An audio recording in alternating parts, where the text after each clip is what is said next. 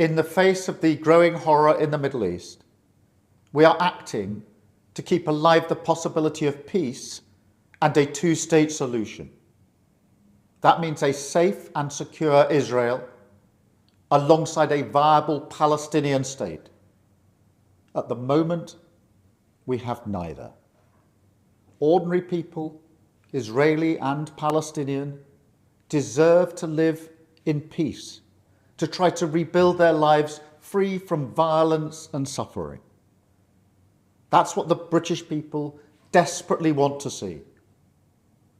Yet, almost 2 years after the barbaric attacks of October the 7th, hostages are still held by the terrorists of Hamas. Recent images show the hostages suffering and emaciated. Hamas even refused to release all the bodies of the dead. I have met British families of the hostages. I see the torture that they endure each and every day, pain that strikes deep in people's hearts across Israel and here in the United Kingdom. The hostages must be released immediately, and we will keep fighting to bring them home. Let's be frank. Hamas is a brutal terror organization. Our call for a genuine two-state solution is the exact opposite of their hateful vision.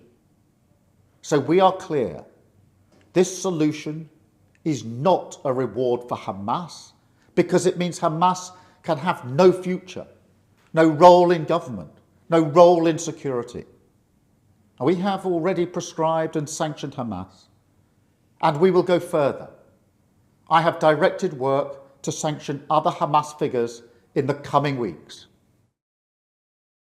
Meanwhile, the man-made humanitarian crisis in Gaza reaches new depths.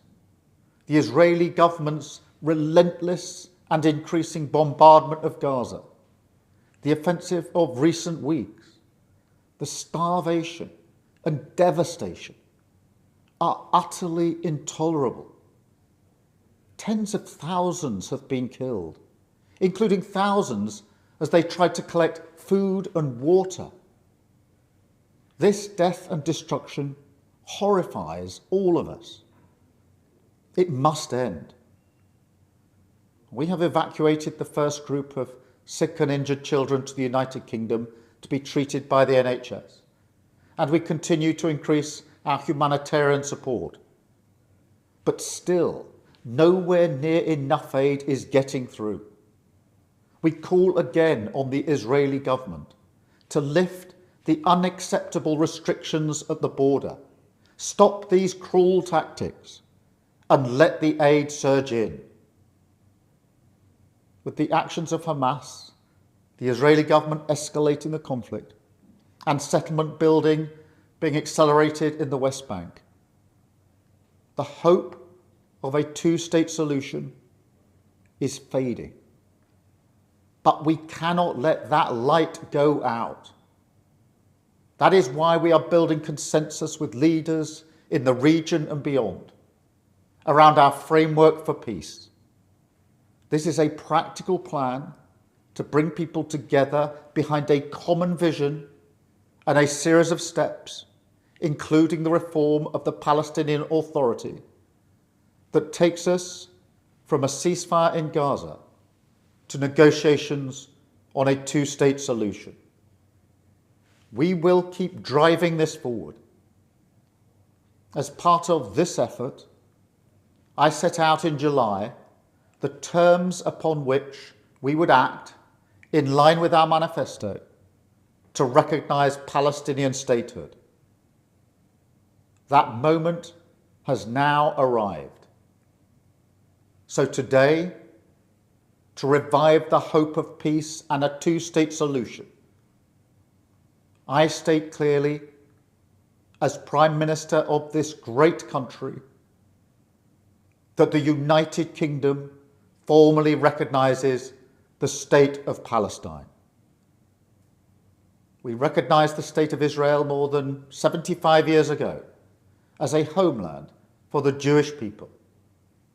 Today, we join over 150 countries who recognise a Palestinian state also.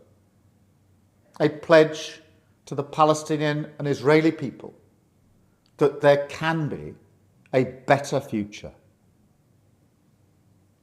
I know the strength of feeling that this conflict provokes.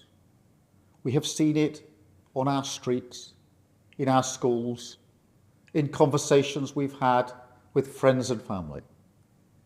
It has created division. Some have used it to stoke hatred and fear, but that solves nothing. Not only must we reject hate, we must redouble our efforts to combat hatred in all its forms. We must channel our efforts, united together in hope, behind the peaceful future that we want to see. The release of the hostages, an end to the violence, an end to the suffering, and a shift back towards a two-state solution as the best hope for peace and security for all sides.